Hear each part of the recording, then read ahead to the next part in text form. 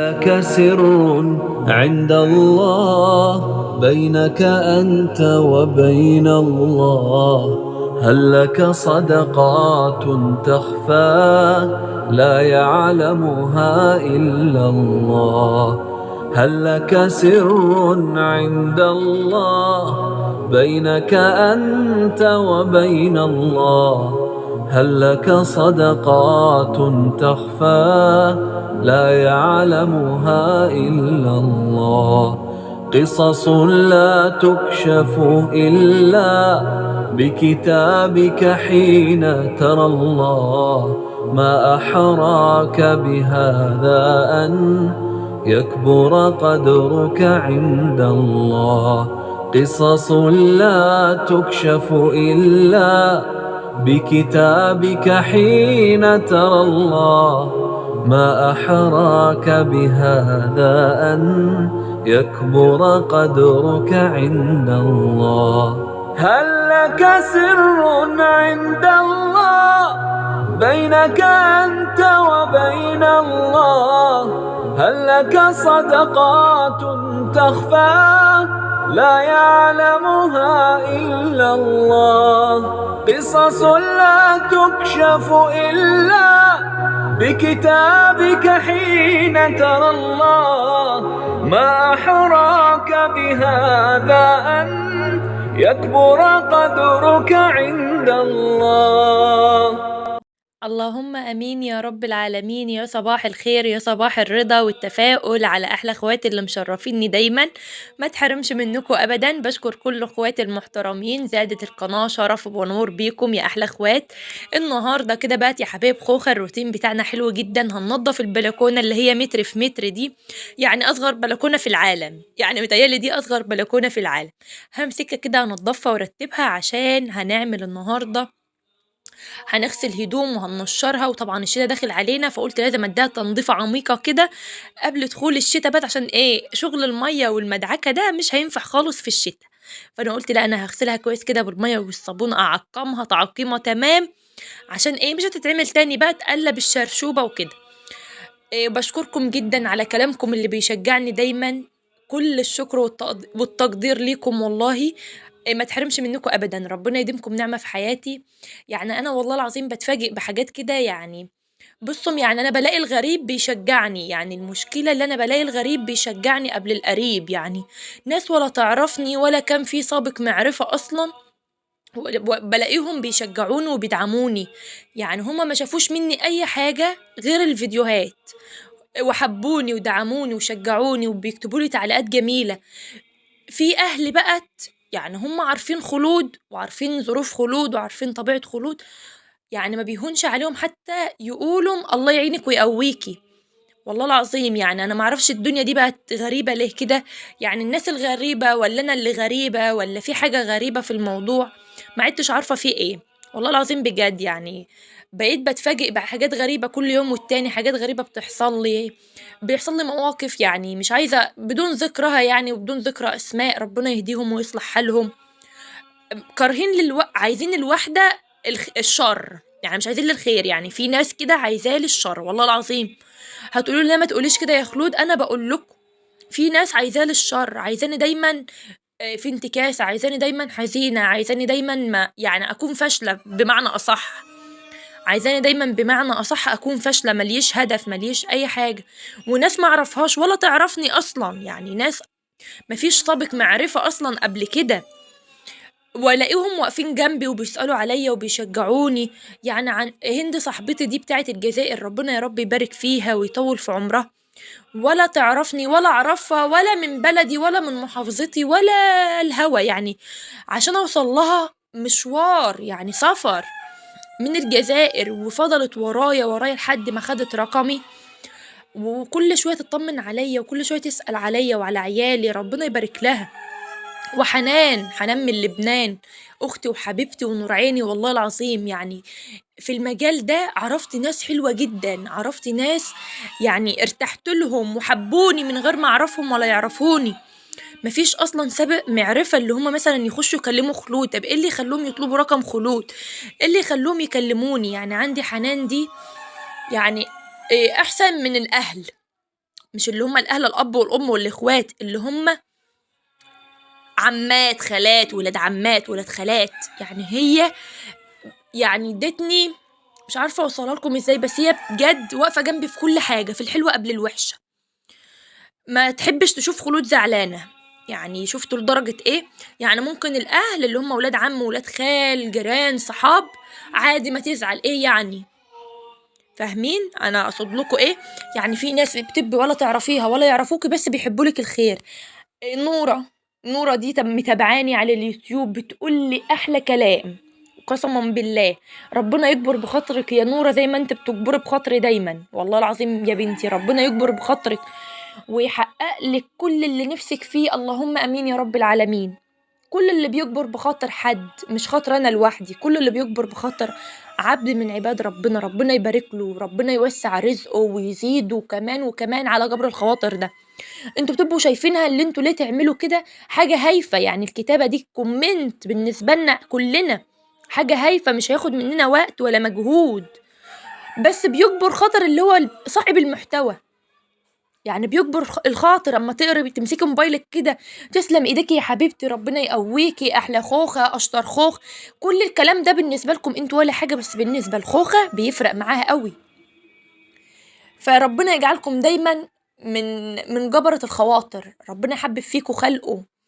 دايما امي بتدعي لنا انا واخواتي، روحوا يا ولادي ربنا يحبب فيكم خلقه، اللهم امين يا رب العالمين. وانا بطلبها منكم اجبروا بخاطر بعض، اجبروا بخاطر اللي حواليكم، ما تستخسروش الكلمة، ده الكلمة الطيبة صدقة. ربنا يبارك فيكم يا رب جميعا ويصلح حالنا جميعا، اللهم امين يا رب العالمين. الدنيا ما عادتش اصلا مستاهلة اللي احنا نزعل من بعض، يعني يا عالم بينا مين هيروح ومين هيفضل. فربنا يجعلنا حسن الخاتمة ويبارك لنا في أولادنا ويعوضنا خير، واللي نفسه ربنا يكرمه بالذرية الصالحة ربنا يكرمه بالذرية الصالحة عاجلا غير آجلا يا رب، واللي عنده مرض ربنا يعافيه ويحد عنه البلاء، اللهم امين يا رب العالمين. ويهدلنا اولادنا ويصلح حالنا ويهدلنا رجالتنا ويبارك لنا في عيالنا وفي مالنا وفي صحتنا، اهم من كل شيء. هنا يا حبايب خوخة طبعا انا مسكت الهدوم بتاعتي غسلتها ونشرتها، وهنا بقت عندنا اكبر سمك ايه في الكون. السمك ده عايز له كتالوج عشان يتقشر بيه، على رأي اخويا كده اما احنا صغيرين، اما كانت ماما تجيبه لنا يقول لها السمك ده عايز كتالوج عشان نعرف نخش له منين، هنقشره ازاي.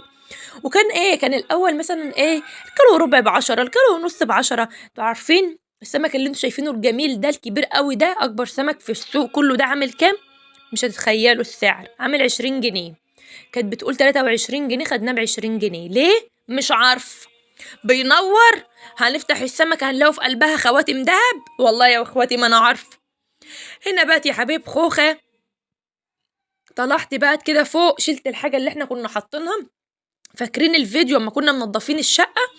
اللي ما سمحش الفيديو ده يخش يسمعه، يلا كده زي الشاطرين. واوعوا تنسوا تعملوا لاختكم خوخة الشطورة اللايك والكومنت والاشتراك، اهم حاجة عشان ادعي لكم كل شوية كده في ظهر الغيب. والله كل اللي بيعمل لي دعوة ولا بيكتب لي كلمة حلوة والله العظيم يا بنات بدعي له فعلا في ظهر الغيب، هو مش موجود ولا شايفني بس ربنا وحده اللي شايفني. بدعي له ربنا يبارك فيكم ويصلح حالكم جميعا، اللهم امين يا رب العالمين. هنا بقى طلعت عشان اشوي السمك بتاعنا الجامبو الكبير ده. طبعا ما بياخدش منك وقت، يعني السمك ده حلو في نفس الوقت اللي هو بيوفر معاكي الغاز، يعني هو 5 دقايق كده وتلاقيه استوى معاكي.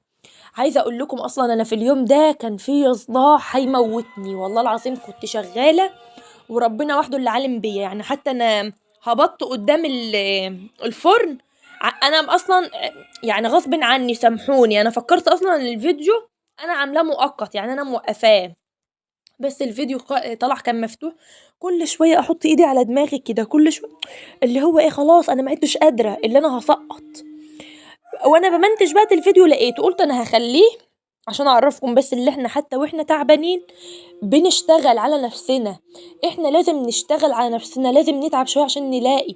اسعى يا عبد وانا اسعى معاك، والله العظيم يا بنات احنا ان شاء الله ربنا هيرضينا، لو مش النهارده ولا بكره هيبقى بعده، بس انا عندي امل كبير في ربنا اللي ربنا هيرضيني والله العظيم، يعني ربنا هيكبر بخاطري.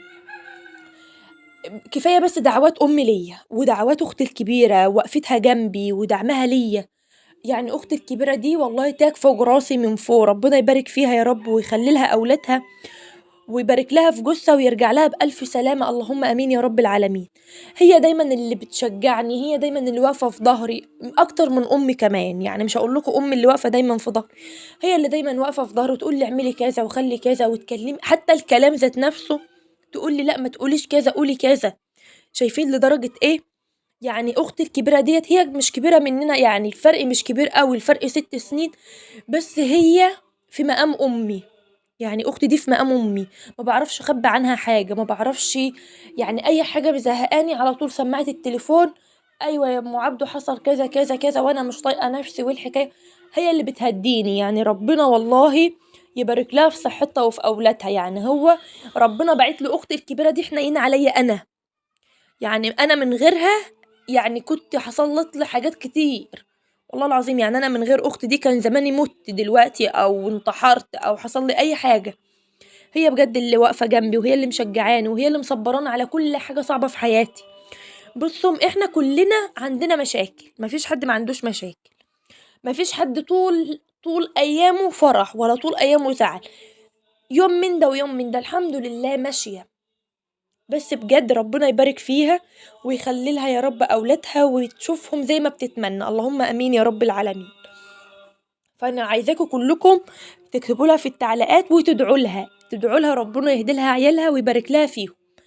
هنا طبعا زي ما انتم شايفين كده كانت خلاص دماغي بتقع مني بمعنى الكلمة، كل شوية أحط إيدي على دماغي وأقول يا رب عدلي الأيام دي على خير، يا رب يعيني وقويني، يا رب بارك لي في أولادي. ادعوا يا جماعة طول ما انتوا قاعدين ادعوا، وادعوا لي وادعوا لغيري وادعوا، بصوا بندعوا لبعض، اجبروا بخاطر بعض والله مش هنخسر حاجة.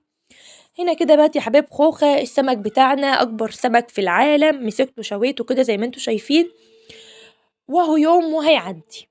بيبقى انتوا عارفين هو حجمه صغير بس طعمه سكر، والله العظيم بيبقى طعمه حلو قوي عن الكبير. انا بجيب الكبير بحسه اللي هو متفل، حتى لو هو طازة بحسه اللي هو متفل. عفوا. هنا بقى زي ما انا بقول لكم كده السمك خلاص بقت على ابواب اهو، بدات اخرج فيه اطلعه. بصوا ما بياخدش معايا وقت، يعني هو 5 دقايق كده ولا 10 دقايق بتلاقيه اصلا استوى. طبعا يا حبايب خوخة يا قلب خوخة لو وصلتوا معايا لحد هنا هتعملوا لي ايه؟ هتعملوا لايك واشتراك وتفعيل الجرس عشان يوصل لكم البت خوخة الشطورة كل ما هو جديد، وما تنسوش الكومنت الحلو اللي بيشجعني يا حبايب قلب خوخة. تمام. هتعملي ايه تاني يا بنتي يا خوخة؟ هنحط السمك بتاعنا الجميل ده بقى فين؟ هنحطه في التمليحة بتاعتنا. ثواني اما نشوف مين اللي بيرن علينا، اصل البت خوخة دي مهمة. طبعا زي ما انتم شايفين كده اهو يا حبايب خوخة، هخرج بقى السمك ده كله من الفرن ويبقى كده ايه خلصنا السمك بتاعنا.